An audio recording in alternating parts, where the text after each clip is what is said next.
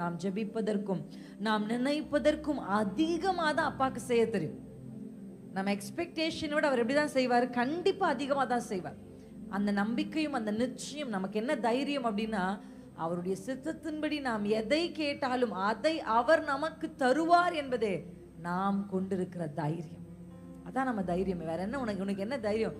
நான் என்னமோ தெரியல, மதியம் அப்படியே கொஞ்சம் just thinking of something. திடீர்னு எனக்கு இந்த கேள்வி என் காதுகளில் விழுந்தது. அது யாரை பார்த்தா கேட்டாங்கன்னு எனக்கு தெரியல. ஆனால் இந்த ஒரு ப்ராம்ப்ட் என் மனசில் வந்துச்சு. இந்த இயேசுவை நம்பி வந்து உனக்கு என்ன கிடைத்தது? இப்படி யாராவது அவங்கள பார்த்து கேட்டிருந்தாங்கன்னா, இந்த இயேசுவை நம்பி வந்து உனக்கு என்ன கிடைத்தது? ஒருவேளை உங்க வாழ்க்கை இப்ப மனிதனுடைய பார்வைக்கு ஒன்றுமில்லாதவர்கள் போல, இயேசுவை நம்பினதினால் வெறுங்கையாய் நிற்கிறது போல, இழந்தது போல இப்பொழுது வேலை தெரியலாம். அல்லேலூயா. உலகத்தார் சொல்லுவாங்க காலம் பதில் சொல்லணும். நான் சொல்றேன் காலம் இல்லை, கர்த்தர் பதில் சொல்லுவார். அல்லேலூயா, ஆமென். கர்த்தர் பதில் சொல்லுவார். சில இடத்துல நம்மளுக்கு பதில் வாய் திறந்து சொல்றதுக்கு எதுவுமே இருக்காது. அவங்களுக்கு எப்படி ரெஸ்பாண்ட் பண்ணும், அந்த கேள்விக்கு எப்படி பதில் சொல்றது, என்ன சொல்றது, நமக்கு ஒண்ணுமே தெரியாது. கர்த்தர் இடத்துல சொல்லுங்கப்பா, நீங்க பதில் சொல்லுங்க, நீங்க பேசுங்க. அல்லேலூயா. கர்த்தர் நிச்சயமாய் நிரூபிப்பார். அல்லேலூயா. இயேசுவை நம்பி வந்து வெட்கப்பட்டதா ஒரு சரித்திரம் இல்லவே இல்லை. கர்த்தரை நம்பினவருடைய முகங்கள் வெட்கப்பட்டு போவதில்லை, அவருடைய முகங்கள் பிரகாசம் அடைந்ததான் கர்த்தருடைய வேதம் சொல்லுகிறது. அல்லேலூயா. கர்த்தர் நம்மை அவருடைய வார்த்தையினால் உருவாக்கினார். அவருடைய வார்த்தை இல்லைன்னா நம்ம துக்கத்தில் அமிழ்ந்து போயிருப்போம். அல்லேலூயா. எத்தனை பேர் இன்றைக்கு இந்த வார்த்தைக்காக நன்றி செலுத்துகிறீங்க? கர்த்தர் என் கைகளில் கொடுத்த the best gift a mankind got is the word of God. Hallelujah. நம்ம கையில நம்பி இந்த வேதத்தை கர்த்தர் கொடுத்திருக்கிறார். என்னுடைய கணவர் சொல்ற வார்த்தை, ஆண்டவர் இந்த உலகத்துல இருக்க எல்லாரையும் நேசிக்கிறார், ஆனா எல்லாரையும் நம்புறது இல்லை. ஹல்லேலூயா. ஒரு பொருளை நம்ம ஒருத்தர்கிட்ட கொடுக்கிறோம் அப்படின்னா அவங்க அதை பத்திரமா வைத்துக் கொள்ளுவாங்க, அதை பிரயோஜனப்படுத்துவாங்கன்ற நபரை கண்டுதான் நம்ம கொடுப்போம். அவதானே? இந்த மைக்னா என்னன்னே தெரியாத ஒரு நபர்கிட்ட இந்த மைக்கை கொடுத்தா காலம் ஃபுல்லா இந்த மைக் என்ன பண்ணியிருப்பாங்க? ஒரு ஓரத்துல வச்சிருப்பாங்க. ஏன்னா அதனுடைய வேல்யூ, அதை எப்படி யூஸ் பண்ணணும், அதை யூஸ் பண்ணா எவ்வளோ பேரை ரீச் பண்ண முடியும்ன்றது அவங்களுக்கு தெரியாது. அப்படி கர்த்தர் நம்பி உங்க கையில என் கையில, நம்ம வீட்டில் ஒரு பைபிள் இருக்கு, நம்ம கரங்கள் ஒரு வேதம் இருக்குன்னா இயேசு நம்மை நம்பினதினாலே. ஹல்லேலூயா, ஹல்லேலூயா. எத்தனை பேர் ஆமென்னு சொல்வீங்க? ஏசப்பா நம்மளை நம்பி இந்த வார்த்தைகளை நமக்கு கொடுத்திருக்கிறார். ஹல்லேலூயா, ஆமென். இதை சரியான விதத்தில் பிரயோஜனப்படுத்தும் பொழுது இந்த வார்த்தை நம்முடைய வாழ்க்கையில் பலன் தரும். இன்றைக்கு நம்ம வாசிக்க போகிற பகுதியும் நாம் தியானிக்க போகிறதும் வார்த்தையை குறித்தே. ஹல்லேலூயா. We are going to meditate upon the word of God. கிரேக்க வார்த்தைகளை உங்களுக்கு நான் சொல்ல போகிறேன். உங்களில் சிலருக்கு அது தெரிந்திருக்கலாம், சிலருக்கு அது தெரியாமல் இருக்கலாம். ஆனால் நாம் இதிலிருந்து சில காரியங்களை கற்றுக்கொள்ள தேவ ஆவியானவர் நமக்கு உதவி செய்வாராக. ஆமென். 2 கிரேக்க வார்த்தையை நம்ம தெரிந்து கொள்ள போறோம். நமக்கு தெரிஞ்ச வார்த்தைகள் லோகோஸ். ஆமென். எழுதுனீங்கன்னா எழுதி கொள்ளுங்க. லோகோஸ். இரண்டாவது ரேமா. இது ரெண்டுமே ஒரு கிரேக்க வார்த்தை. இது ரெண்டுமே வேர்டுக்கு தான் நம்ம சொல்லப்பட்டிருக்கு. லோகோஸ் அப்படின்னா என்ன அர்த்தம் அப்படின்னா எழுதப்பட்ட வார்த்தை என்று அர்த்தம், ரிட்டன் வேர்ட் அப்படின்னு அர்த்தம்.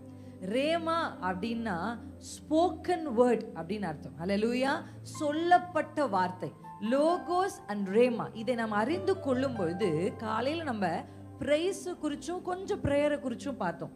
இப்போ நம்ம பிரைஸ், பிரேயர் அண்ட் ப்ரொக்ளமேஷன். ஹல்லேலூயா. துதியும் ஜெபமும் அறிக்கையிடுதலுமாக ப்ரொக்ளமேஷனை குறித்து ஒரு சில காரியங்களை நம்ம என்ன பண்ண போறோம், பார்க்க போறோம். இந்த ரேமாக்கு அட்டரன்ஸ் அப்படின்னு அர்த்தம். என்னங்க அட்டரன்ஸ் அப்படின்னா என்னன்னா வாயினால சொல்றது. காலையில் நான் ஒரு விஷயத்தை சொன்னேன், நீங்க கவனித்தீங்களா அப்படின்னு எனக்கு தெரியல. இந்த பூமியில தேவன் எதை செய்ய வேண்டும் என்றாலும் அது மனுஷன் மூலமாக செய்யணும்னு ஆண்டு சில விஷயத்தை விரும்புறார். அல்லேலூயா, ஆமென். ஏன்னா ஆண்டவர் இந்த உலகத்தை ஆளுகிறதற்கு நாம் ஆண்டு கொள்ளுவோம் என்று சொல்லாமல் இயேசு பிதா நீங்கள் ஆண்டு கொள்ளுங்கள் தான் சொன்னார். அப்படிதானே சொன்னாரு? நீங்கள் ஆண்டு கொள்ளுங்கள். அப்ப அதனால தான் இந்த பூமியை ரட்சிக்கணும்னு ஆண்டவர் நினைச்ச பொழுது, இயேசு கிறிஸ்து இந்த பூமிக்காக தன் ஜீவனை கொடுக்கணும்னு நினைச்ச போது வசனம் சொல்கிறது, அவர் தனக்கென்று ஒரு சரீரத்தை கேட்டு வாங்கினார்.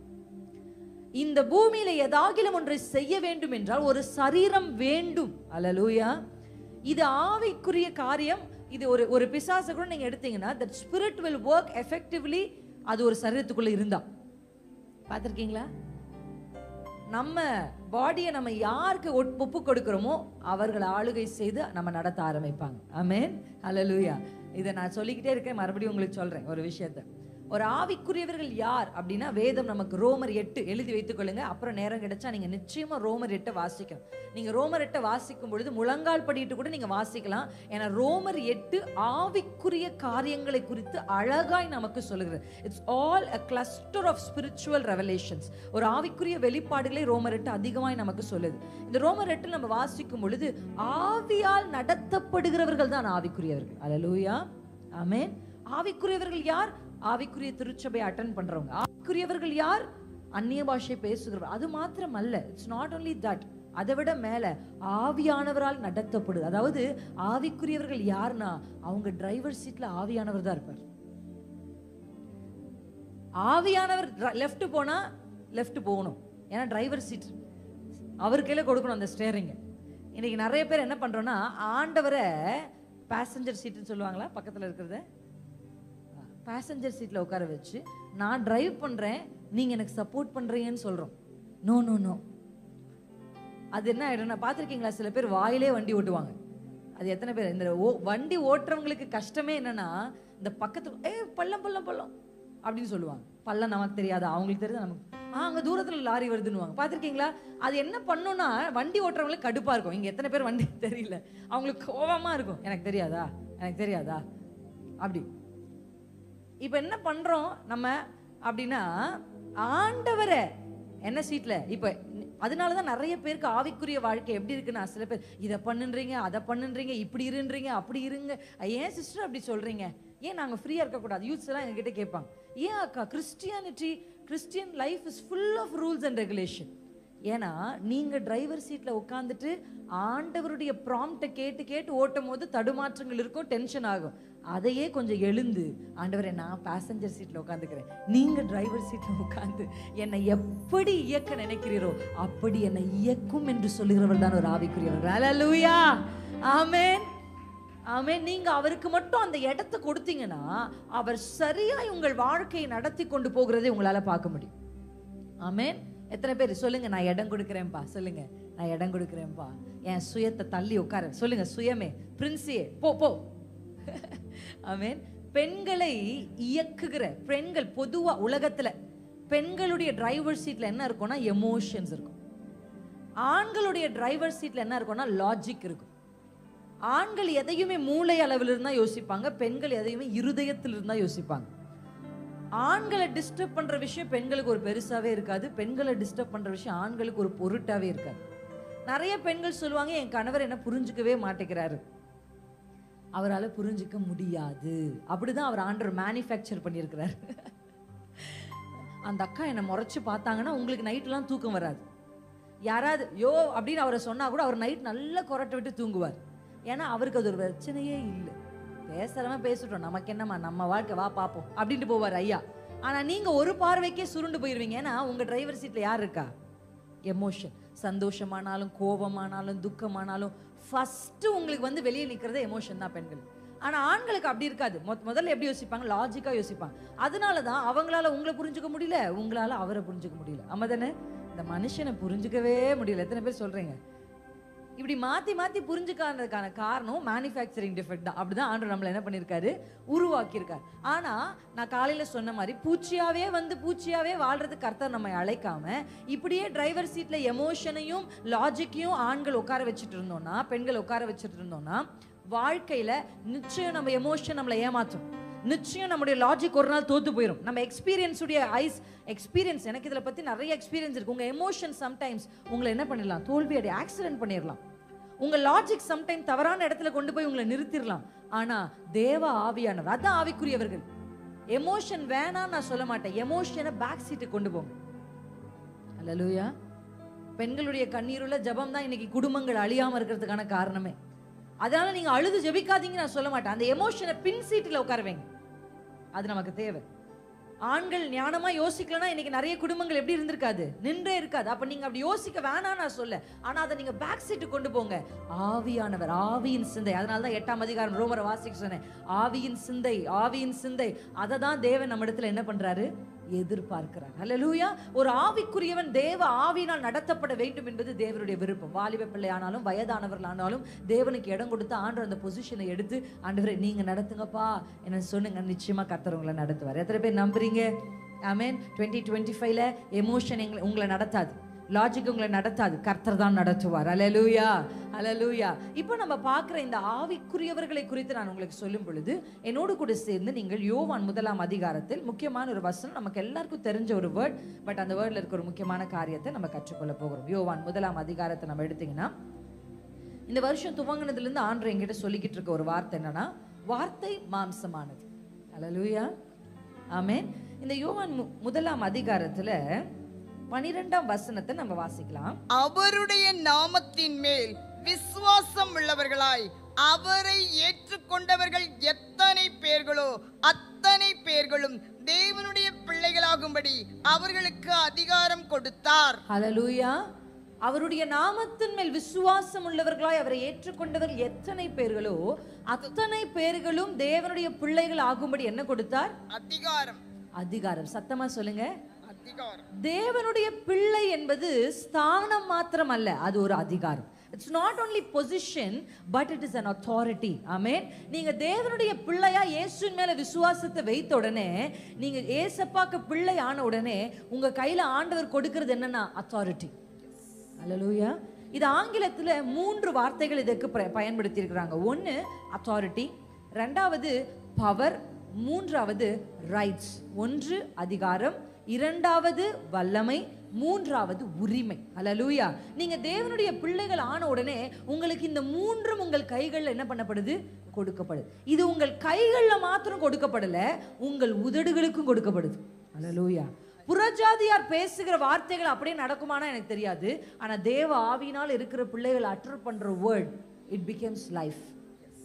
அல்லேலூயா. மரணமும் ஜீவனும் நாவின் அதிகாரத்தில். அப்படின்னா ஒரு அத்தாரிட்டியை கர்த்தர் நம்முடைய நாவுக்கு என்ன பண்ணிருக்காரு? கொடுத்திருக்கிறார். இதை குறித்து ஒரு ஜாக்கிரதை கிறிஸ்தவர்களுக்கு இந்த கடைசி காலத்துல இருக்க வேண்டும் என்று நான் நம்புகிறேன். அல்லேலூயா, ஆமென். விசுவாசிக்கிறேன். மனுஷங்க ஒரு டீச்சர் உங்க பிள்ளைய சொல்ற மாதிரி நீங்க உங்க பிள்ளைய குறித்து சொல்லக்கூடாது. அவங்க என்ன வேணா சொல்லட்டும், அவங்க இயேசு அறியாதவங்க, அவங்க கிட்ட அத்தாரிட்டி இல்லை, ஆனா உங்ககிட்ட அத்தாரிட்டி இருக்கு. அதே வார்த்தையை உள்வாங்கி அதே வார்த்தையை உங்கள் பிள்ளைகள் மேல் நீங்க சொல்லக்கூடாது. உங்க உலகம் சொல்லுகிறபடி நீங்களும் உங்களுடைய குடும்பத்தை, உங்க கணவரை, உங்க வாழ்க்கையை குறித்து நீங்க பேசக்கூடாது. கர்த்தர் உங்களிடத்தில் நலமானவைகளை பேச வேண்டும் என்று விரும்புகிறார். ஏன்னா உங்ககிட்ட என்ன இருக்கு? அத்தாரிட்டி. நீங்க பேசும்போது எப்பவுமே ஜாக்கிரதையா பேசுங்க. கர்த்தர் வரும் பொழுது அவன் செய்கைக்கு தக்க பலனை தருவதற்கு மாத்திரம் வரல, அவன் பேசின வீணான வார்த்தைகள் ஒவ்வொன்றை குறித்தும் கொடுக்க வருகிறார். when Jesus is returning, he is coming with rewards. முதல் முறை இயேசு இந்த பூமிக்கு வந்தபோது he came with gifts. நிறைய பரிசு. சாண்டா கிளாஸ் பார்த்தா அவர் என்ன பண்ணுவாரு? அவர் மூட்டையில நிறைய பரிசுகளை வைத்திருப்பார். அதான் Christmas. Christmas is all of joy. ஆமா தானே? இயேசு அப்படிதான் இந்த பூமிக்கு வரும்போது நிறைய பரிசுகள் எடுத்துட்டு வந்தார். ஃபெய்த் இருந்தா போதும் ரட்சிப்பு, கேட்டா போதும் சுகம், கூப்பிட்டா போதும் விடுதலை, எல்லாமே இலவசமா கர்த்தர் கொடுத்தார். ஆமென். கிஃப்ட். ஆனா second time when Jesus is coming to the world, he will not bring gifts. அவர் பரிசு பொருட்களை எடுத்து வருகிறது இல்லை. அவர் எடுத்து போறார் ரிவார்ட்ஸ். பெற்ற பரிசை வைத்து நாம் என்ன செய்தோமோ அதற்குரிய ரிவார்ட்ஸ். கொடுத்த கிரேஸை வச்சு நம்ம என்ன செய்தோமோ, கொடுத்த ஆயுட்காலத்தை வைத்து என்ன செய்தோமோ, கொடுத்த கிருபைகளை வைத்து என்ன செய்தோமோ, கைகளில் கொடுக்கப்பட்ட பணங்களை வைத்து என்ன செய்தோமோ, கர்த்தர் நமக்கு கிருபையாய் கொடுத்த பிள்ளைகளை வைத்து என்ன செய்தோமோ, கர்த்தர் நம்முடைய நாவல் கொடுத்த இந்த அதிகாரத்தை வைத்து என்ன செய்தோமோ அதற்குரிய பலனை கொண்டு இயேசு சீக்கிரம் வருகிறார். அல்லேலூயா. Jesus is coming very soon with rewards. அதை நீங்க தியானிக்கணும்னு நினைச்சீங்கன்னா டைரியில் எழுதுங்க. Gift wishes rewards. இதை நீங்க வீட்டில் தியானிச்சு பாருங்க, என்ன வித்தியாசம் இருக்கு. இதை நீங்க தியானிக்கும் போது ஆழமான சத்தியங்கள் இதற்குள்ளிருந்து வெளியே வரும். முதல் வருகைக்கும் இரண்டாம் வருகைக்கும் உள்ள வித்தியாசம். அல்லேலூயா. அட்டரன்ஸ். இப்போ உங்களுக்கு என்னன்னா ரேமா, நீங்க பேசுகிற வார்த்தையின் மேல கர்த்தர் கவனம் உள்ளவராக இருக்கிறார். எத்தனை பேர் ஆமென்னு சொல்றீங்க? அந்த வார்த்தையை குறித்து தேவன் கரிசனை உள்ளவராக இருக்கிறார். நம்ம பேசுற வார்த்தை, அந்த லோகோஸ் அப்படின்றது என்னன்னா, திஸ் லோகோஸ் இஸ் ஃபவுண்டேஷன். என்னங்க இது? இதான் நமக்கு ஃபவுண்டேஷன். ஆனா ரேமா நமக்கு டைரக்ஷன். ரேமா என்ன பண்ணும்னா நம்மளை டைரக்ட் பண்ணும். இதே வார்த்தை தான் மாசத்துக்கு ஒரு தடவை ஒரு வாக்குத்தத்தம் கிடைக்குது. ஒவ்வொரு சண்டே ஒரு வார்த்தையோடு கர்த்தர் பேசுகிறார். என்ன பண்ண, அந்த வாரம் முழுவதும் அந்த வார்த்தை உங்களை டைரக்ட் பண்ணும். ஆமென். அதனால இயேசு கிறிஸ்து இந்த பூமியில வந்ததுக்கு அப்புறமா அவர் ஞானஸ்தானம் பெற்று கரை ஏறின உடனே பரிசுத்த ஆவியானவர் அவரை வனாந்தரத்துக்கு கொண்டு போனார். அப்படிதானே வசனம் எப்படி சொல்லுதுன்னா, பிசாசினால் சோதிக்கப்படுவதற்கு ஆவியானவர் அவரை கொண்டு போனார். அல்லேலூயா. பிசாசுனுடைய சோதனைன்னு ரெண்டு இடத்துலயுமே இருக்கிறதுனால தமிழ் வேதாகமத்துல எல்லாத்துக்குமே சோதனை தான் இருக்கு. ஆனா ஆங்கில வேதாகமத்துல வித்தியாசப்பட்டிருக்கு. பிசாசு சோதிக்கிறதுக்கு பேரு டெம்டேஷன், தேவன் சோதிக்கிறதுக்கு பேரு டெஸ்ட். பிசாசு உங்களை கீழே தள்ளணும்னு சோதிப்பான், தேவன் உங்களை உயர்த்தணும்னு சோதிப்பார். அல்லேலூயா. பிசாசு தீமையை வைத்து சோதிப்பான், கர்த்தர் தீமையினால் நம்மை சோதிக்கிறவர் அல்லன்னு பைபிள். அல்லேலூயா. டெஸ்ட்லயே ரெண்டு டெஸ்ட் இருக்கு. வசனம் சொல்லுது, ரொம்ப அழகா இருக்கு அந்த வசனம். கர்த்தர் ஏன் ஒரு மனுஷனை சோதிக்கிறார் அப்படின்னா, பரிசுத்தத்தில் எழுதுறவங்க அந்த வசனத்தை நான் எடுத்துக்கொண்டு வரல, ஆனால் பரிசுத்தத்தில் பங்குள்ளவர்கள் ஆகணும். நம்பர் 1. ரெண்டாவது நம்முடைய பிரயோஜனத்துக்காக. சொல்லுங்க, முதல்ல பரிசுத்தத்தில் பங்குள்ளவர்கள் ஆகிறதற்கும், இரண்டாவது நம்முடைய பிரயோஜனத்திற்குமே தான் கர்த்தர் நம்மை சோதிக்கிறார். இது எப்படி நான் உங்களுக்கு சொல்ல விரும்புறேன் அப்படின்னா, ஃபர்ஸ்ட் நம்முடைய பிரயோஜனத்துக்கு. இந்த டெஸ்ட் எப்படின்னா, எல்லாரும் கிளாஸ்ல டெஸ்ட் எழுதுவாங்கல்ல, பிள்ளைங்களாம் எழுதுவீங்கல்ல ஸ்கூல் காலேஜ்ல, அதான் அந்த டெஸ்ட். இட்ஸ் ஈக்குவல் டு அந்த டெஸ்ட். எப்படின்னா, நீங்க கிளாஸை லிசன் பண்ணும்போது எப்படி உட்காந்துக்கலாம், ஃப்ரெண்ட்ஸ் கூட சேர்ந்து 5 பேரும் ஒரே பெஞ்சில் உட்காரலாம். ஆனா டெஸ்ட் வைக்கும் போது கர்த்தர் தள்ளி உட்கார வச்சிருவார். கர்த்தர் உங்களை பிரிக்கிறாருனாலே டெஸ்ட் தான் அடுத்து வெயிட் பண்ணுதுன்னு உங்களுக்கு தெரிஞ்சுக்கணும். அப்படித்தானே வசனம் சொல்லுது. இயேசு தனியே கொண்டு போறார். இதுவரைக்கும் ஜனங்கள் நடுவில் இருக்கார் இயேசு. இப்ப டெஸ்ட் பண்ணணும்னா ஜீசஸ் எங்க கொண்டு போகப்படுகிறார்? வனாந்தரத்துக்கு. வனாந்தரத்துக்கு வந்துட்டீங்கன்னு வச்சுக்கோங்களேன், புலம்பிராதீங்க. வனாந்தரத்துக்கு வந்த உடனே சோர்ந்து போயிடாதீங்க. வனாந்தரம் வந்தோடனே ஜாக்கிரதைப்படுங்க. ஏன்னா இந்த வனாந்தரத்தெல்லாம் கர்த்தர் என்ன டெஸ்ட் பண்ண போறாரு. அல்லேலூயா, அல்லேலூயா. இன்றைக்கு நிறைய பேர் வனாந்தரத்தில் இருக்கிறாங்க. அந்த வனாந்தரம் 40 வருஷம் இந்த ஜனங்களை வனாந்தரத்தில் நடத்தினார், அவங்கள சோதித்தார். அல்லேலூயா. அந்த டெஸ்ட்ல பாஸ் ஆன 2 பேர் தான். லட்ச ஜனங்கள்ல பாஸ் மார்க் வாங்கின 2 பேர் தான். யார் அவர்கள்? காலேபு, யோசுவா. மற்ற எல்லாருமே அந்த டெஸ்ட்ல ஃபெயில் ஆயிட்டாங்க. எதற்காக கர்த்தர் இந்த டெஸ்ட் எதுக்காக நடக்குது? ஸ்கூல்ல கிளாஸ்ல எல்லாம் ப்ரமோஷனுக்காக நடக்குது. அல்லேலூயா. இந்த டெஸ்ட் நம்ம ஜெயிச்சோம்னா நிச்சயம் அதனுடைய முடிவில் நமக்கு என்ன இருக்குன்னா ப்ரமோஷன் இருக்கு. எத்தனை பேருக்கு இன்னைக்கு ஆசை இந்த வருஷம் 2025ல உங்களுக்கு ப்ரமோஷன் நிச்சயம்? அல்லேலூயா. தனிமையா ஒதுக்கப்பட்டிருக்கிறீங்களா? கர்த்தர் உங்களை டெஸ்ட் பண்ணி பார்க்க போறார். இந்த டெஸ்ட்ல மட்டும் இயேசுவை பிடித்துக்கொண்டு, நான் காலையில சொன்ன மாதிரி அந்த கயிறை கெட்டியா பிடிச்சுக்கோங்க. எவ்வளவு புயல் வந்தாலும் காற்றடிச்சாலும் நான் அசைவதில்லை, என் பிடியை விடுறதில்லைன்னு கெட்டியா ஏசப்பாவை பிடிச்சுக்கோங்க. நிச்சயமா ஆபிரகாமை கர்த்தர் சோதித்தார். அந்த சோதனையின் முடிவில் ஆபிரகாமுக்கு பிளெஸிங்கை கர்த்தர் கொடுத்தார்.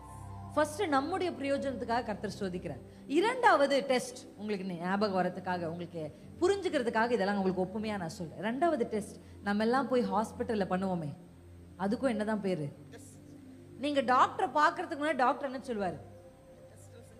இப்ப நான் படிச்ச கோர்ஸ்க்கு 2 வேலை செய்யலாம். பிசிஷியன் அசிஸ்டன்ட்னு எங்களுக்கு ஒரு பெயர் இருக்கு, ஒரு டிஸ்கிரிப்ஷன்.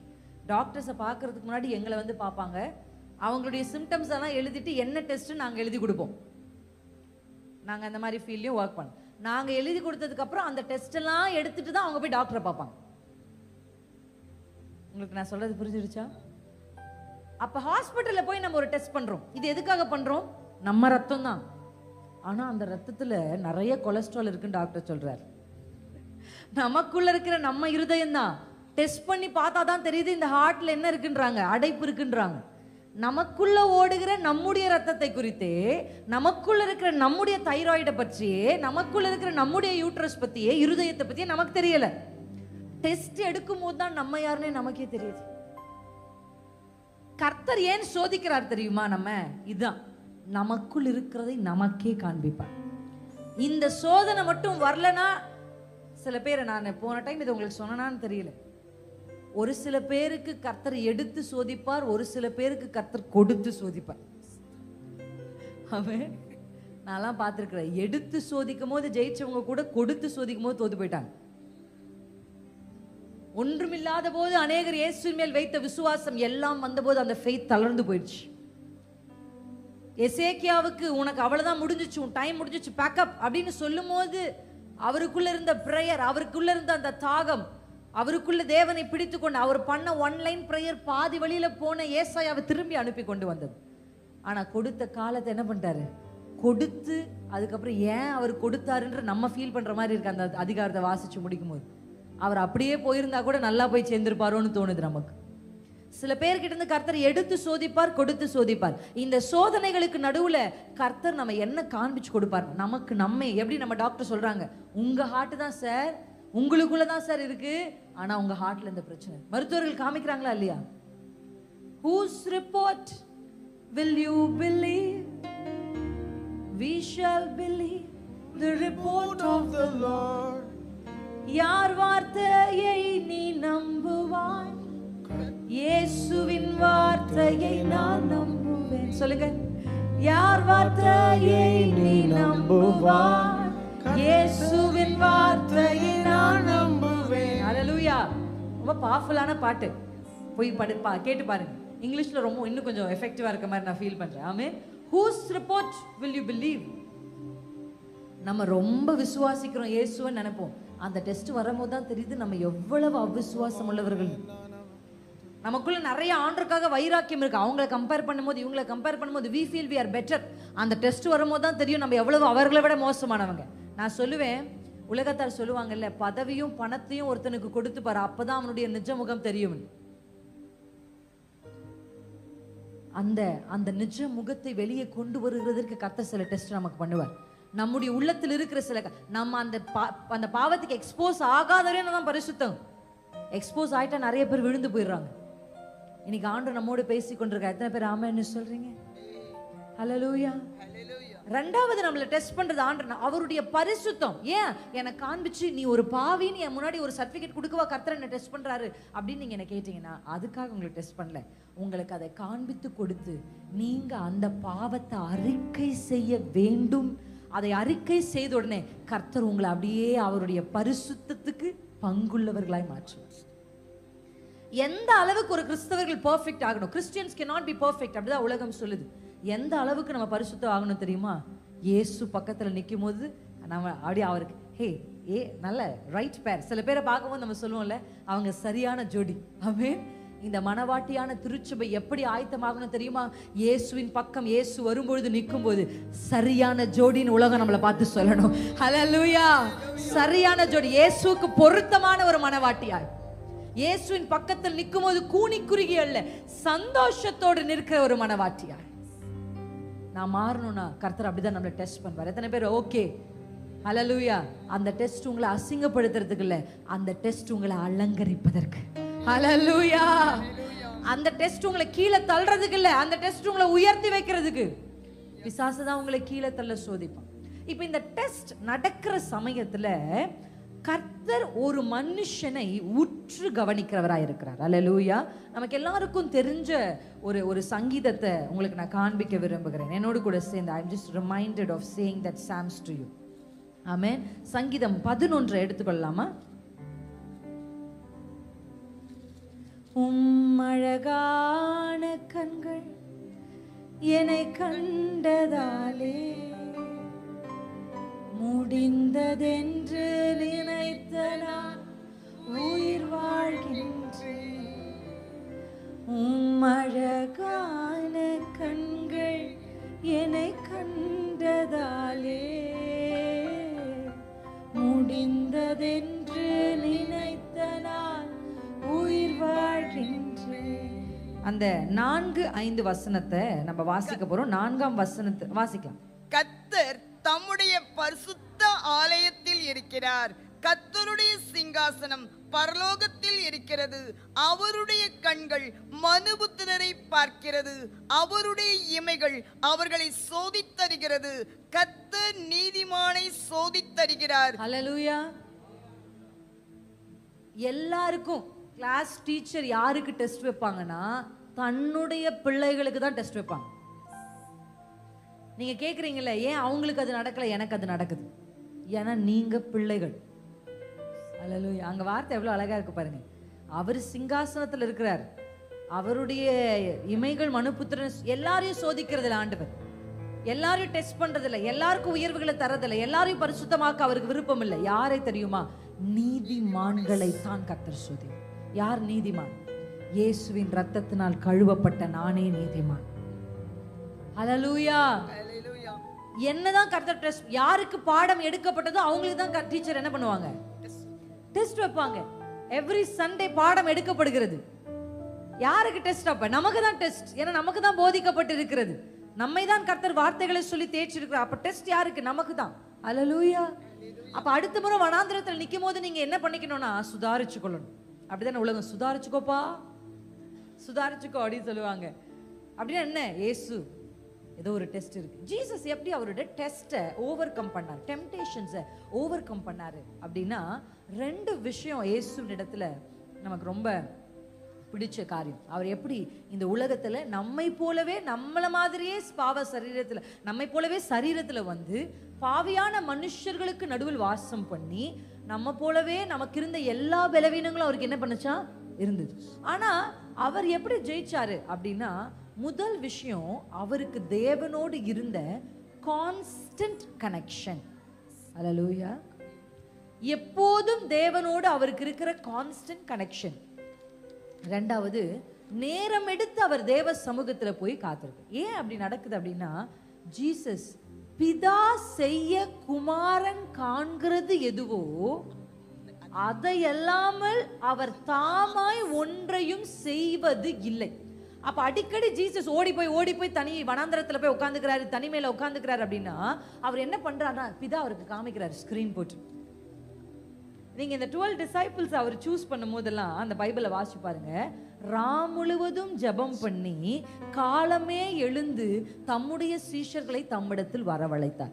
12 பேர் மட்டும் இல்ல, அவர் கூட நூற்றுக்கணக்கான பேர் இருக்காங்க. இப்ப இந்த நூற்றுக்கணக்கான பேர்ல இந்த 12 எப்படி செலக்ட் பண்றதுன்னா, நைட்டு பிதா அவருக்கு ஸ்கிரீன் போட்டு காமிச்சிருப்பார். முதலாவது பேதுரு. அவன் பேதுரு சரியானவன் அப்படி சொல்லுவாங்க. பேதுரு சும்மா குறுக்க கேள்வி கேட்கிறார். பிதா சொல்லிட்டார், இல்ல ஃபர்ஸ்ட் பேதுரு தான். அவர் யாரை காமிச்சாரோ கரெக்டா ஜீசஸ் வந்து நிக்கிறாரு.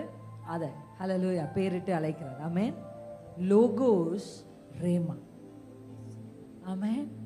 கனெக்ஷன். இதை நீங்க வாசிக்க நான் உங்களை அதிகமா வேதத்தை இந்த வருஷம் ஒரு முடிவு எடுங்க. முதல்ல வேதத்தை நேசிக்கணும். இரண்டாவது வேதத்தை வாசிக்கணும். மூன்றாவது வேதத்தை தியானிக்கணும். நான்காவது வார்த்தைய அறிக்கை செய்யணும். அப்பதான் வார்த்தை மாம்சமாகும். ஜீசஸ் இந்த பூமிக்கு வந்ததே தீர்க்கதரிசிகளால் உரைக்கப்பட்டது நிறைவேறும்படி. ஹல்லேலூயா. அப்படிதானே இருக்கா இல்லையா? ஏசாயாவினால் உரைக்கப்பட்டது நிறைவேறும்படி இப்படி நடந்தது. அப்ப மனுஷனுடைய வாயிலிருந்து புறப்படுகிற வார்த்தை உரைக்கப்பட்டு எத்தனை வருஷமானாலும் அது நிறைவேறும். ஏசாயாவை அது பார்க்கலன்னா பரவாயில்ல, வேர்ட் நான் உங்களுக்கு சொன்னனே, ஜெபிச்சவங்க மரித்து போகலாம், ஜெபம் மரித்து போகாது. அறிக்கை செய்த சொன்னார்ல ஏசாயா வருவார், சொன்னவர் மரித்து போகலாம், வார்த்தை மரித்து போகாது. நமக்கு அழகா இந்த வசனம் எனக்கு ரொம்ப பிடிக்கும். இப்ப நான் அதை ஆங்கிலத்துல எபிரேயர் 4:12 இருக்கிற முதல் வார்த்தை, தேவனுடைய வார்த்தையானது ஜீவனுள்ளதும் வல்லமை உள்ள. இது இங்கிலீஷ்ல எப்படி இருக்குன்னா, God's word is alive and active. Amen. Alive உயிரோட இருக்கு பாது, ஆக்டிவா இருக்கு. ஆக்டிவா இருக்கு. God's word is ready. ஆக்டிவா வெயிட் பண்ணிட்டு இருக்கு இந்த வார்த்தை. Hallelujah. Word is already set ready. அது ஆக்டிவா இருக்கு. ஆனா அதை ஆக்டிவேட் பண்றதுக்கு ஒரு வாய் தேவனுக்கு தேவை. அது ஆக்டிவா இருக்கிற அந்த கர்த்தருடைய வார்த்தை, God's word is powerful. ஆனா நிறைய டிரான்ஸ்லேஷன்ல வல்லமை பவர்ஃபுல் என்ன இருந்தாலும் எனக்கு இந்த வேர்ட் ரொம்ப பிடிச்சிச்சு, alive and active. It's all active, ready, set. இப்ப மனுஷன் ஒரு வாயிலிருந்து வரணும். எனக்கு ஆண்டவர் எப்படி சொல்லி கொடுத்தாருன்னு உங்களுக்கு சொல்றேன் பாருங்க. கான்ஸ்டன்ட் ஆரோஸ் என்னுடைய எக்ஸாம்பிள். பிள்ளைகள் மேல வரதை நான் பார்த்துக்கிட்டே இருக்கிறேன். அப்ப ஆண்டவர் எனக்கு கற்றுக் கொடுத்தார், காலையில எழும்பி you have to open your mouth and speak the word of God over your children. உன் பிள்ளைகளின் மேல தேவனுடைய வார்த்தை என்ன பண்ணணும்? நீ பேசு. மனுபுத்திரனே, நீ என்ன காண்கிறாய்ன்னு கர்த்தர் கேட்கிறார். அப்பா எலும்புகள் உள்ள பள்ளத்தாக்கை நான் காண்கிறேன். பேசு சொன்னாரா இல்லையா ஆண்டவர்? பேசு, நீ பேசு. ரொம்ப அழகா ஜெர்சன் அண்ணன் ஒரு பாட்டு எழுதியிருப்பாங்க. பேசு சபையே பேசு, பேசு சபையே பேசு, பேசு சபையே பேசு, பேசு சபையே பேசு. எலும்புகள் உருவாகும், நரம்புகள் ஒன்று சேரும், தசைகளும் புதிதாக தோன்றும். அல்லேலூயா. எத்தனை பேர் நம்புறீங்க? சில விஷயங்கள் ஏன் ஆண்டவரே அதை செஞ்சிருக்கலாம், ஆனா மனுபுத்திரனை பேச சொல்லுகிறார். Jesus alive and active word, alive word active ஆக்குறது உங்களுடைய உதடுகள் தான். அல்லேலூயா, ஆமென். இந்த வார்த்தைகளை நீங்கள் பேச அறிக்கையிட கர்த்தர் எனக்கு அந்த ஒரு இதை நம்ம ப்ரேயர் பண்ணுவோம், நம்ம ப்ரே பண்ணுவோம். பட் அதுக்கப்புறம் நான் என்ன செய்ய ஆரம்பிச்சேன்னா, கர்த்தர் எனக்கு காண்பிச்ச ஒரு சங்கீதம் 121 சங்கீதம். இப்போ எழுந்து என்ன செய்வேன்னா, 2 பிள்ளைகளுக்கு நேரா 2 கையை விரித்து கொள்வேன். விரித்து கொண்டு சொல்லுவேன், இப்போ எனக்கு ஒத்தாசை வரும் பர்வதங்களுக்கு நேராக. அழகா அந்த சங்கீதத்தை கவனிச்சு பாருங்க. எனக்கு ஒத்தாசை வருகிற பர்வதங்களுக்கு நேராக என் கண்களை ஏறெடுப்பேன், வானத்தையும் பூமியையும் உண்டாக்கின கர்த்தரிடத்திலிருந்து எனக்கு ஒத்தாசை வரும் உன் கால்கள். அல்லேலூயா. சங்கீதம் 91 அப்படிதான் இருக்கும். வாசிச்சு பாருங்க. சங்கீதம் 91 அப்படின்னா என்ன அர்த்தம்? ஒத்தாசை வரும் பர்வதத்தை ஒரு மனுஷன் பார்த்து வேறொரு மனுஷனுக்கு நேராக அதை பேச வேண்டும். அல்லேலூயா. நான் சொல்லுவேன், எனக்கு ஒத்தாசை வரும் பர்வதங்களுக்கு நேராக என் கண்களை ஏறெடுக்கிறேன், வானத்தையும் பூமியும் உண்டாக்கின கர்த்தரிடத்து ஒத்தாசை வரும். அப்படியே கையை அப்படி 2 கைகளை விரிச்சு, ஜேனன் ஜூடா. அல்லேலூயா. உன் கால்களை தள்ளாட ஓட்டார். ஜேன் உன் காலை தள்ளாட ஓட்டார். ஜூடா உன்னை காக்கிறவர் உறங்கார். உன்னுடைய அம்மாவும் அப்பாவும் தூங்கிருவோம்பா. எங்களுக்கு உடல் சோர்வுல நாங்க தூங்கிருவோம், அசதியில தூங்கிருவோம். 24 மணி நேரம் என் கண்ணை உன்மேல் வைத்து எங்களால பார்க்க முடியாது. ஆனா உறங்காமலும் தூங்காமலும் ஒரு தேவன் நம்ம பிள்ளைகளை பார்த்து கொள்ளுவார். ஹல்லேலூயா சொல்லணும். கர்த்தர் உன் ஆத்துமாவை காப்பார். கர்த்தர் உன் ஆத்துமாவை காப்பார். ஆத்துமா எவ்வளவு முக்கியம் தெரியுமா? அந்த வசனத்தை நான் சொல்லும் போதெல்லாம் ஆணித்தரமா சொல்வேன், கர்த்தர் உன் ஆத்துமாவை காப்பார்.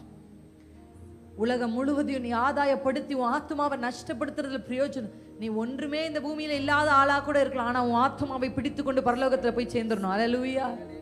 டிக்ளரேஷன். நீங்க அறிக்கை செய்யுங்க. அந்த அறிக்கைகள் என்ன பண்ணும்னா, ஆயுதங்களை வாய்க்காதே போக பண்ணும். அல்லேலூயா. அறிக்கைகள் மிகவும் பண்ணுவோம். பட் அதுக்கப்புறம் நான் என்ன செய்ய ஆரம்பிச்சேன்னா, கர்த்தர் எனக்கு காண்பிச்ச ஒரு சங்கீதம் 121 சங்கீதம். இப்போ எழுந்து என்ன செய்வேன்னா, 2 பிள்ளைகளுக்கு நேரா 2 கையை விரித்து கொள்வேன். விரித்து கொண்டு சொல்லுவேன், எனக்கு ஒத்தாசை வரும் பர்வதங்களுக்கு நேராக. அழகா அந்த சங்கீதத்தை கவனிச்சு பாருங்க.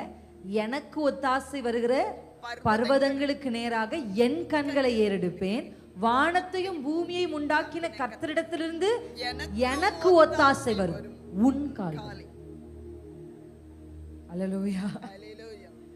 சங்கீதம் 91 அப்படிதான் இருக்கும். வாசிச்சு பாருங்க. சங்கீதம் 91 அப்படின்னா என்ன அர்த்தம்? ஒத்தாசை வரும் பர்வதத்தை ஒரு மனுஷன் பார்த்து வேறொரு மனுஷனுக்கு நேராக அதை பேச வேண்டும். அல்லேலூயா. நான் சொல்லுவேன், எனக்கு ஒத்தாசை வரும் பர்வதங்களுக்கு நேராக என் கண்களை ஏறெடுக்கிறேன், வானத்தையும் பூமியும் உண்டாக்கின கர்த்தரிடத்து ஒத்தாசை வரும். அப்படியே கையை அப்படி 2 கைகளை விரிச்சு, ஜேனன் ஜூடா. அல்லேலூயா. உன் கால்களை தள்ளாட ஓட்டார். ஜேன் உன் காலை தள்ளாட ஓட்டார். ஜூடா உன்னை காக்கிறவர் உறங்கார். உன்னுடைய அம்மாவும் அப்பாவும் தூங்கிருவோம்பா. எங்களுக்கு உடல் சோர்வுல நாங்க தூங்கிருவோம், அசதியில தூங்கிருவோம். 24 மணி நேரம் என் கண்ணை உன்மேல் வைத்து எங்களால பார்க்க முடியாது. ஆனா உறங்காமலும் தூங்காமலும் ஒரு தேவன் நம்ம பிள்ளைகளை பார்த்து கொள்ளுவார். ஹல்லேலூயா சொல்லணும். கர்த்தர் உன் ஆத்துமாவை காப்பார். கர்த்தர் உன் ஆத்துமாவை காப்பார். ஆத்துமா எவ்வளவு முக்கியம் தெரியுமா? அந்த வசனத்தை நான் சொல்லும் போதெல்லாம் ஆணித்தரமா, கர்த்தர் உன் ஆத்துமாவை காப்பார். உலகம் முழுவதையும் நீ ஆதாயப்படுத்தி உன் ஆத்துமாவை நஷ்டப்படுத்துறதுல பிரயோஜனம். நீ ஒன்றுமே இந்த பூமியில இல்லாத ஆளா கூட இருக்கலாம், ஆனா உன் ஆத்துமாவை பிடித்து கொண்டு பரலோகத்துல போய் சேர்ந்துடணும். அல்லேலூயா. டிக்ளரேஷன். நீங்க அறிக்கை செய்யுங்க. அந்த அறிக்கைகள் என்ன பண்ணும்னா ஆயுதங்களை வாய்க்காதே போக பண்ணும். ஹல்லேலூயா. அறிக்கைகள் மிகவும் முக்கியம். நான் ஒரு மனுஷர் உங்களுக்கு காண்பிச்சு நம்ம பார்க்க போறோம். ஒரு மனுஷன் நம்ம எல்லாருக்கும் தெரியும். மத்தேயு எடுத்துக்கொள்ளாமா, 8ஆம் அதிகாரம்.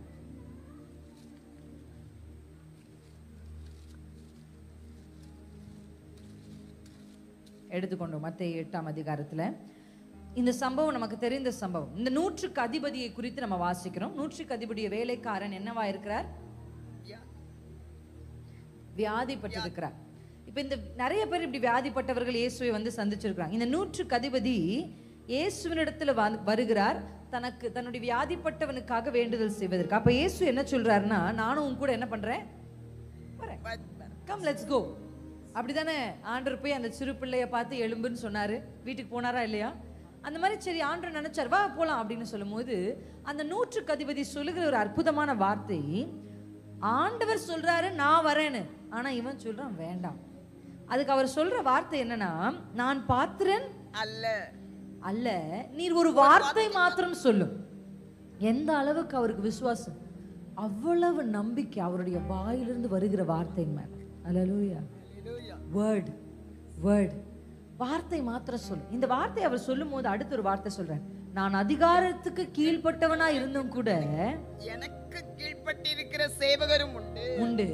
நான் ஒருவனை போவென்றால் போகிறான், மற்றொருவனை வாவென்றால் வருகிறான், என் வேலைக்காரனை இதை செய் என்றால் செய்கிறான் என்றான். இயேசு இதை கேட்டு ஆச்சரியம். ஆமென். இந்த பகுதியை வாசிக்கும் போது ஆண்டவர் கிட்ட ஒரு வார்த்தையை கேட்பேன், ஆண்டவரே என்ன குறித்து நீர் என்ன நினைக்கிறீர்? நிறைய பேர் நம்ம யோசிப்போம்ல, ஆண்டவர் நம்மளை பார்த்து ஆச்சரியப்படுறாரா என்ன? நிறைய பேருடைய லைஃப்பை ஆண்டவர் ஜீசஸ் கிரைஸ்ட் இப்படி பார்க்கும்போது நான் அடிக்கடி ஆண்டவர்கிட்ட இந்த ஒரு விஷயத்தை கேட்டுக்கிட்டே இருப்பேன். அப்பாவோட பேசும்போது நான் கேட்பேன், அப்பா மனுஷங்க என்னை குறித்து என்ன சொல்கிறாங்கன்னு தெரியல. ஒரு சில பேர் நல்லன்னு சொல்லுவாங்க, ஒரு சில பேர் கெட்டதுன்னு சொல்லுவாங்க.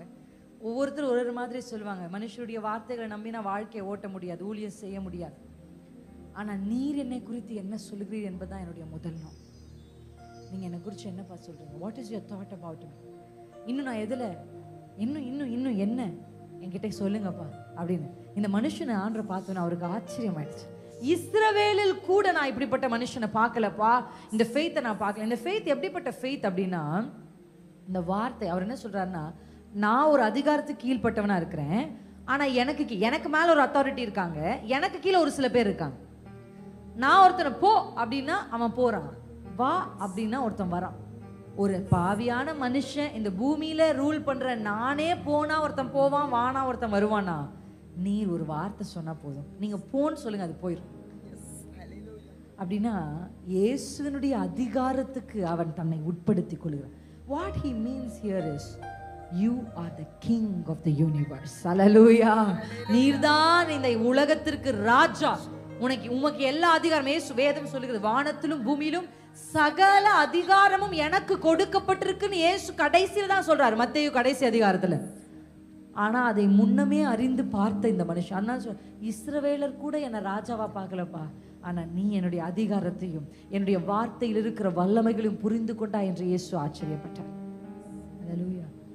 ஜீசஸ் ஒரு பிசாசை ஜெயிச்சது எப்படி அப்படின்னா, எழுதி இருக்கிறபடி. நான் நிறைய பெண்களுக்கு சொல்வேன், நிறைய பெண்கள் சொல்லுவாங்க, சிஸ்டர் எனக்கு இப்படி தோணுது, எனக்கு இப்படி சத்தம் கேட்குது, இப்படி நினைவில் வருது, இப்படி நான் யோசிக்கிறேன், அப்படி நான் நினைக்கிறேன், இப்படி எனக்கு சொப்பனங்கள் வருது அப்படிலாம் சொல்லும்போது நான் சொல்வேன், எமோஷன் சொல்றதை கேட்காதீங்க, கர்த்தருடைய வார்த்தை சொல்றதை கேளுங்க. ஆமென். அவ்வளவுதான், உன் கதை முடிஞ்சிச்சு அப்படின்னு உங்க எமோஷன் சொல்லும். ஆனா வேதத்தை வாசிங்க, நீ சாகாமல் பிழைத்திருந்து கர்த்தரே தேவன் என்று நீ அறிவிப்பாயின்னு ஒரு வார்த்தை உங்களுக்கு வந்தா, நீங்க அதை சொல்லி சொல்லி சொல்லி சொல்லி ஜெயம் எடுக்கணும். அறிக்கை செய்து ஜெயம் எடுக்கணும். அல்லேலூயா. நீங்க அறிக்கை செய்யணும். ஏன்னா நீங்க அறிக்கை, வார்த்தை மாம்சமாகும். அல்லேலூயா.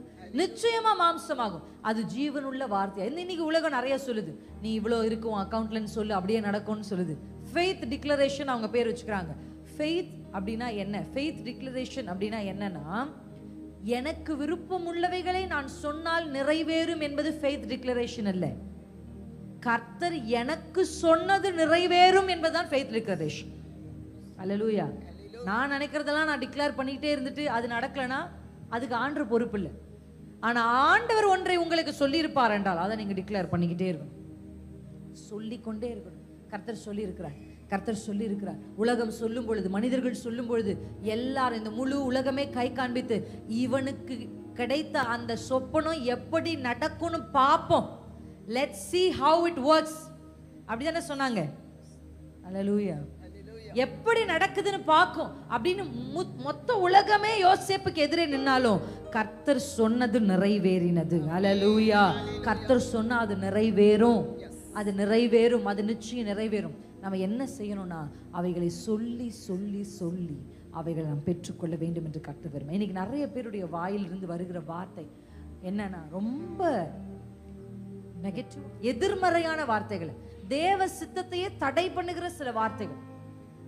டெஸ்ட் வைக்கும் போது ஆண்டவர் எதை பார்ப்பா, எப்படி உத்து கவனிப்பாங்கல்ல, டீச்சர் கிளாஸ் எடுக்கும் போது கூட கொஞ்சம் போர்டை பார்ப்பாங்க, திரும்பி பார்ப்பாங்க, அப்படியெல்லாம் பண்ணுவாங்க.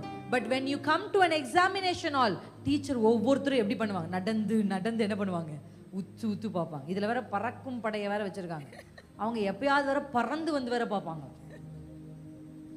அப்ப when you are tested, God's eye is so much into you. கர்த்தருடைய கண்கள் உங்களை பார்த்துக்கிட்டே இருக்கு. நான் சொல்லுவேன், அந்த கண்ணி எனக்கு இன்னும் ஞாபகம் இருக்கு, நான் அதை சாட்சியா சொல்லியிருக்கிறேன். when I am tested to the peak, everyone around me, யாருமே என்ன நம்பாத ஒரு தருணம் இருக்கு. நான் இப்ப சமீபத்துல இந்த வருஷம் ஆண்டவர் சொன்னார்ல, இதிலும் மேலானது காண்பாய்னு கர்த்தர் வாக்கு பண்ண. இந்த வார்த்தை யாருக்கு கொடுத்தார்? நாத்தான்வேல் என்கிற உத்தம கபடற்ற உத்தம இஸ்ரவேலன்னு கர்த்தர் சொன்னார். இந்த கபடற்ற உத்தம இஸ்ரவேலனை பார்த்து ஆண்டவர் சொல்லி அவன் மேல் விசுவாசம் வைக்கிறது ஒரு காரணமா இருந்தது என்னன்னா, அத்தி மரத்தின் கீழ் நான் உன்னை கண்டேன். அல்லேலூயா. இதை நான் யோசிச்சுட்டே இருந்தேன், என்ன இது அத்தி மரம்? அந்த அத்தி மரத்துல என்ன, அது ஃபர்ஸ்ட் வாசிக்கும் போது தூரத்துல நின்றுட்டு இருந்திருப்பார் போல இருக்கு. ஒரு அத்தி மரம் இருந்திருக்கும், அந்த அத்தி மரத்துக்கு கீழே நாத்தானியேல் நின்றுட்டு இருந்திருப்பார் போல இருக்கு. ஏன்னா நாத்தான்வேலும் பிலிப்புவும் தேவன் இயேசுவை நோக்கி வருகையில் ஆண்டவர் பார்த்து சொல்றார், தோ கபடற்ற உத்தம இஸ்ரவேலன். இங்க சொன்னார்ல, இஸ்ரவேலிலும் இப்படி ஒரு விசுவாசத்தை நான் பார்க்கல. இவன் ஆபிரகாமின் குமாரனா இருக்கிறானே, அந்த பாவியான ஸ்திரியை பார்த்து சொல்றார், இவள் என்னில் அதிகம் அன்பு கூர்ந்தாளே. அல்லேலூயா. ஆமென். மரித்தவர்கள் எல்லாம் அவங்க கூட எப்பவுமே இருக்கிறாங்க, இவ என்னுடைய மரணத்துக்கு எத்தனமா இதை எனக்கு செய்தான்னு சொன்னார். ஆமென். உலகம் நீங்க செய்யற ஒரு ஆக்ஷனை ஒரு விதமா பார்க்கலாம், ஆனா கர்த்தர் அதை வேறு விதமாய் பார்க்கிறார். ஹல்லேலூயா. God's eye is completely different, his dimension is different. இந்த வருஷம் துவங்கும் போதே நான் ஜெபிச்சு கொண்டிருக்கிற ஒரு ஜெபம் என்ன தெரியுமா? இயேசுவை போல பார்க்கணும், இயேசுவை போல ஒரு மனுஷனை பார்க்கணும், இயேசுவை போல ஒரு சூழ்நிலைமையை பார்க்கணும், இயேசுவை போல ஒரு காரியத்தை பார்க்கணும். எத்தனை பேர் இதை என்னோட சேர்ந்து ஜெபிக்கிறீங்க? ஆமென். எத்தனாய் தான் உலகம் யாக்கோபை பார்த்தது, ஆனால் கர்த்தரோ யாக்கோபை இஸ்ரவேலாய் பார்த்தார். அல்லேலூயா. காலையில கூட சொன்னோமே, உலகம் எப்படி பார்த்துச்சு? ஆடு மாடை போல பார்த்துச்சு, ஆனா கர்த்தர் சிங்கமாய் பார்த்தார். நீங்க ஆண்டவர்கிட்ட கேட்கணும், நீங்க என்ன எப்படி பார்க்கறீங்களோ அப்படிதான் நான் என்ன பார்க்கணும். இன்னைக்கு நிறைய பேருக்கு செல்ஃப் ஐடென்டிட்டி, தாங்கள் ஆனா பெண்ணான்னு சில பேருக்கு தெரியல.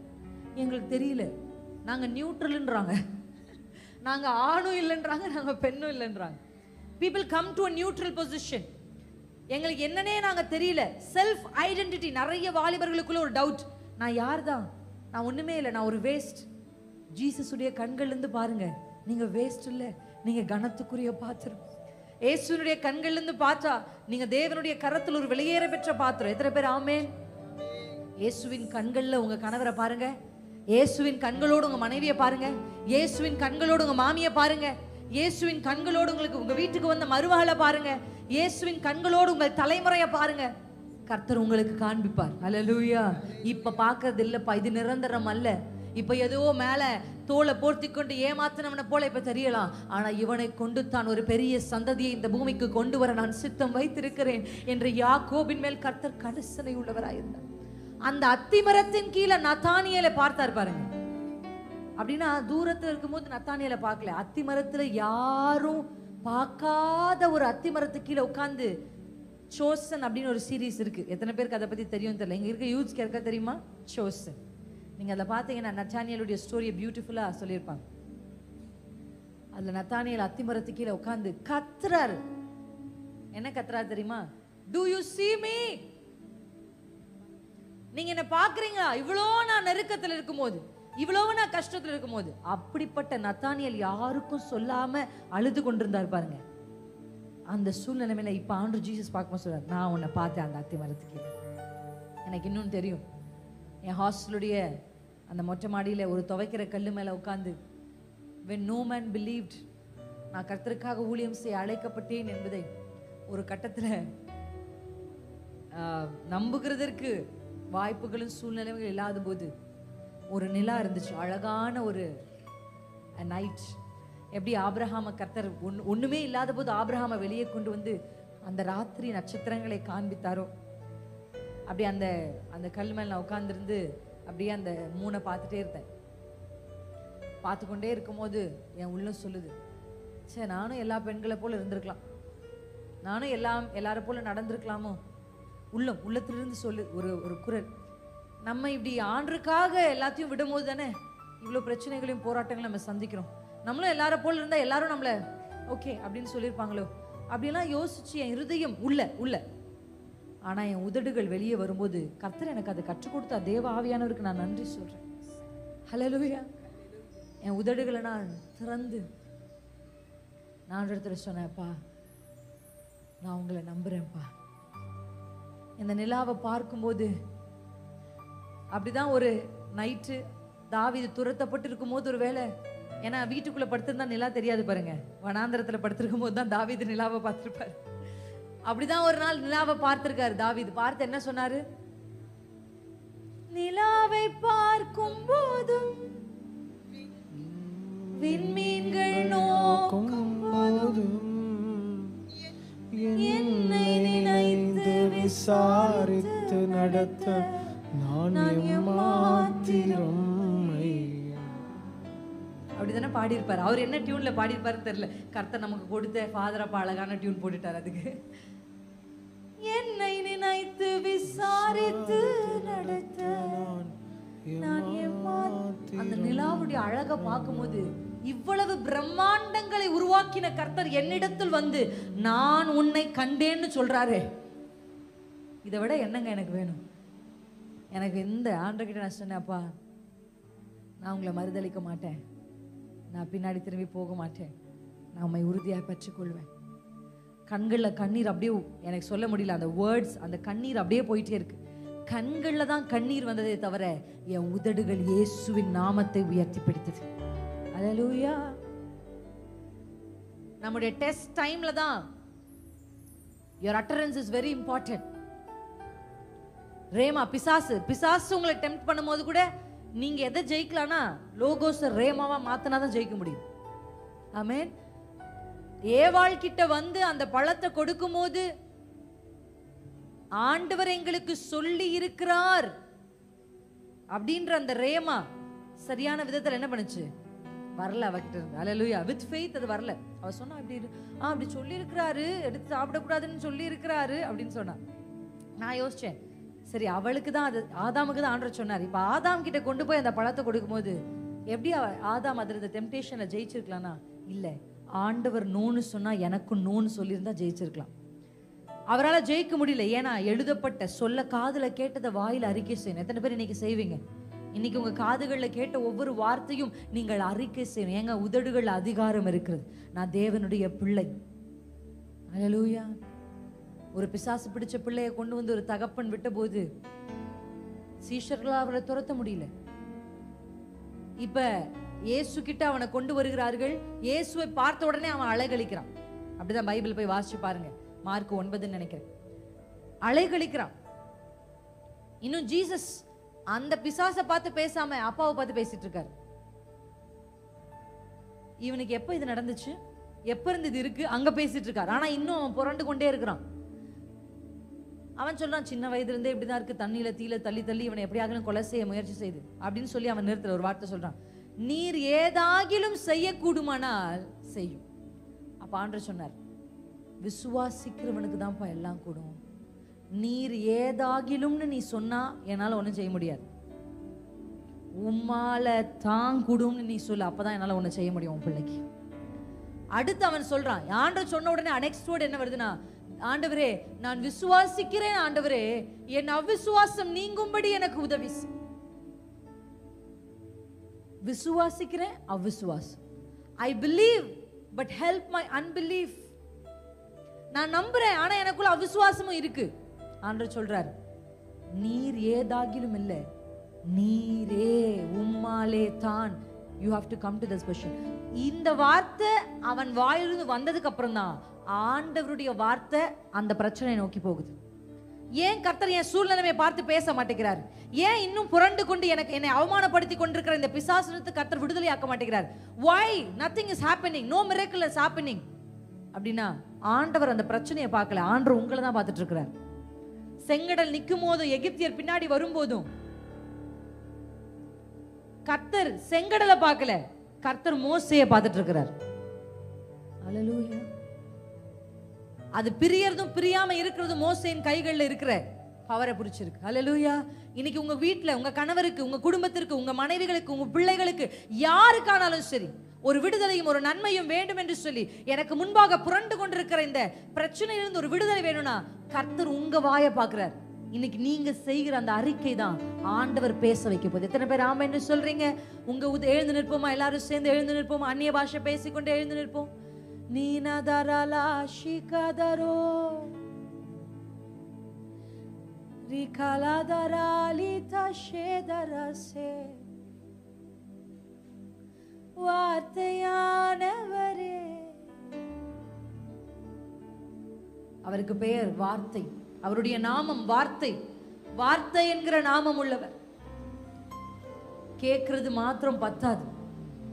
ஒவ்வொரு நாளும் நான் சொல்லுவேன், பிரசங்கத்தை கேட்டு முடித்த உடனே அடுத்த வாரம் ஞாயிற்றுக்கிழமை வருவதற்குள்ள அந்த பிரசங்க குறிப்பை திறந்து வைத்து அந்த வசனங்களை சத்தமிட்டு படித்து அதை அறிக்கை செய்யும். நீங்க அறிக்கை செய்யுங்க. காலம் வரும்போது அந்த வார்த்தைகள் உங்களுக்கு என்று கிரியை செய்யும். தேவன் சொன்னதை ஏசாயா சொன்னார். தேவன் சொன்னதை தீர்க்கதரிசிகள் சொன்னாங்க. காலம் நிறைவேறின போது அது நடந்தது. ஆமென். உங்க காதுகள்ல கர்த்தருடைய சத்தம் கேட்கும் போது அதை அறிக்கை செய்யுங்க. உங்க எமோஷனை நம்பாதீங்க. கண்களை அடைத்து ஜெபம் பண்ணுங்க. ஹல்லேலூயா. நம்ம எல்லாரும் சேர்ந்து ஜெபிப்போமா? எல்லாரும் சேர்ந்து அன்பான சகோதரரே இணைந்து கொள்ளுங்க. அன்பான சகோதரிகளை இணைந்து கொள்ளலாமா? எல்லாம் ஒன்றா ஒரு மனமா? வாயின் வார்த்தைகளும் என் இருதயத்தின் தியானமும் உம்முடைய சமூகத்தில் பிரீதியா இருப்பதாக. என் வார்த்தைகள் உங்க சமூகத்துல பிரீதியா இருக்கட்டும். ஒரு டெஸ்ட் வந்த உடனே ஏன் இப்படி பண்றீங்க, எதுக்கு இப்படி செய்றீங்கன்னு ஆண்டவர் கிட்ட கேள்வி கேட்கறது அல்ல. இன்னும் துதிப்பே, இன்னும் ஆண்டவரை பார்த்து சொல்ல போறோம். ஆண்டவரே, என்னுடைய வார்த்தையை, என்னுடைய நாவை எத்தனை பேர் இன்னைக்கு விட்டு கொடுக்க போறீங்க? மனுஷர்கள் சொன்னதை அப்படியே சொல்லாதீங்க. கேன்சல் பண்ணலாமா? இப்ப ஒரு கைகளை உயர்த்தி we are going to pray in spirit. நம்ம பாடல் பாடுவதற்கு முன்பாக உங்களுக்கு விரோதமாக பேசப்பட்ட ஒவ்வொரு வார்த்தையும் கைகள் அப்படியே அசைச்சு டங்ஸ்ல பேசலாமா? கொஞ்ச நேரம். என்னை குறித்தும், என் தலைமுறையை குறித்தும், என்னை குறித்தும், என் குடும்பத்தை குறித்தும், என் பிசினஸ் குறித்து, என்னுடைய வேலையை குறித்து, எனக்கு இருக்கிற பொருளாதாரத்தை குறித்து பேசப்பட்ட எல்லா எதிர்மறையான வார்த்தைகள் சொல்லுங்க. என்னால பேசப்பட்ட வார்த்தையை நான் கேன்சல் பண்றேன். தேவ சித்தத்துக்கு எதிர்மறையா பேசின வார்த்தைகளை கேன்சல் பண்ணுங்க. நீங்க தான் கேன்சல் பண்ணணும். ரினவுன்ஸ் அப்படின்னு ஒரு ஆங்கில வார்த்தை இருக்கிறது. ரினவுன்ஸ். ரினவுன்ஸ் அப்படின்னா என்னன்னா, லீகலா இது எனக்கு இல்ல, இது என் ஸ்தானம் இல்லைன்னு நீங்க விட்டு கொடுக்கிறது பேர் தான் ரினவுன்ஸ். இப்ப ரினவுன்ஸ் பண்ணலாமா? Formally or publicly declaring.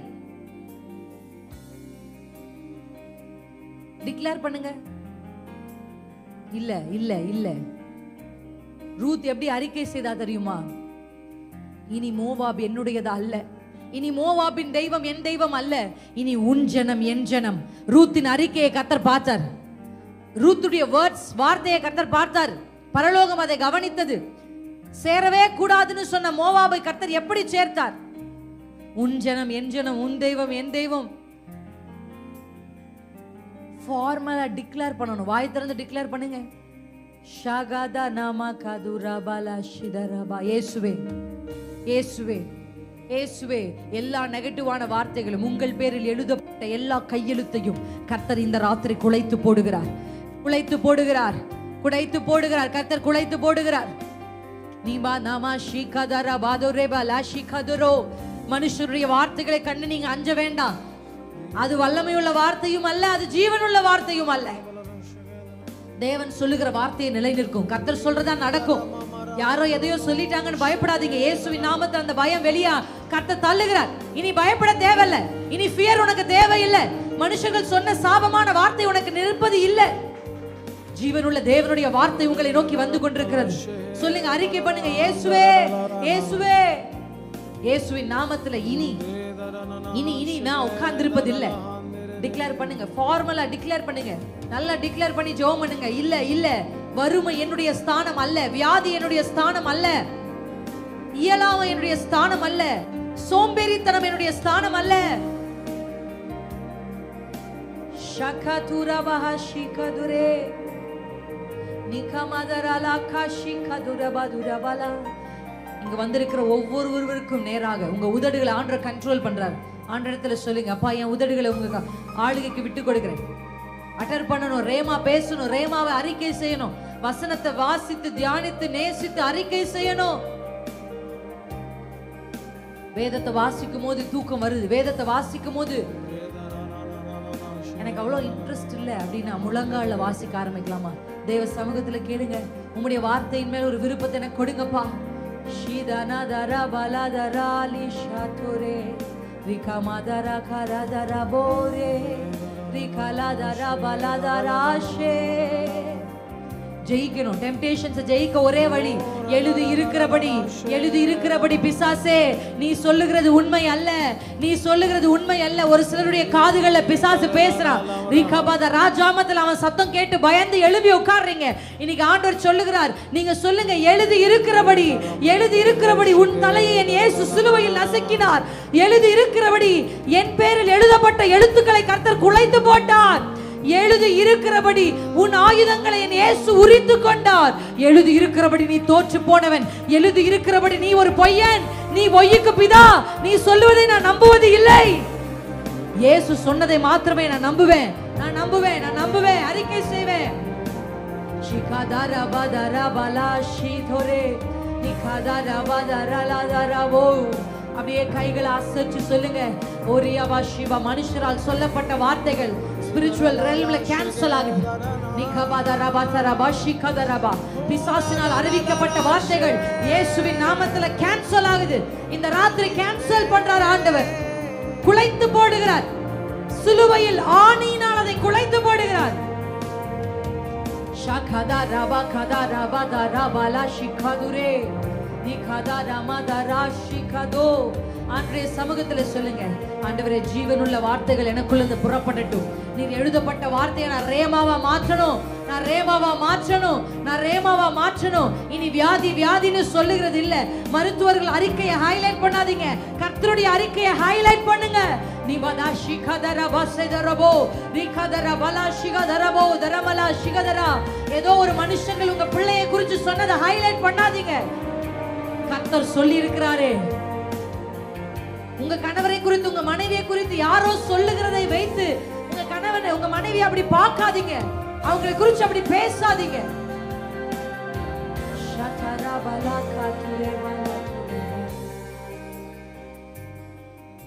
பாடலாமா? ஒரு கடைசியா ஒரே நிமிஷம். தலை நிமிரச் செய்தார், என்னை உயர்த்தி விட்டார், இனி நான் கலங்குவதில்லையே. இத பாடுறது ஒரு அறிக்கை சகோதரியே. நீங்க பாட பாட உங்க தலை நிமிரும். பலனடைய செய்தார், என்னை மகிழச் செய்தார், இனி என்றும் ஜெயம். பாடலாமா? தலை நிமிரச் செய்தார், என்னை உயர்த்தி விட்டார், என்னை மகிழச் செய்தார், இனி என்றும் பயம் எனக்கில்லையே.